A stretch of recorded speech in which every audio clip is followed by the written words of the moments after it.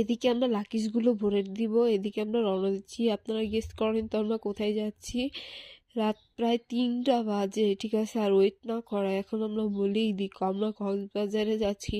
আর দেখেন কি ঘন। রাতের দিকে যাওয়ার মেন উদ্দেশ্য হলো কোনো জ্যাম পাবো না, আর কক্সবাজারে যেতে বেশি টাইম লাগবে না, হয়তো আমরা 6টা বা 7টা নাগাদ আমরা কক্সবাজারে পৌঁছিয়ে যাব। এখন দেখেন কি ঘন কুয়াশা, কুয়াশার মাঝ দিয়ে গেছি, মজাই আলাদা একটা ফিল হচ্ছে।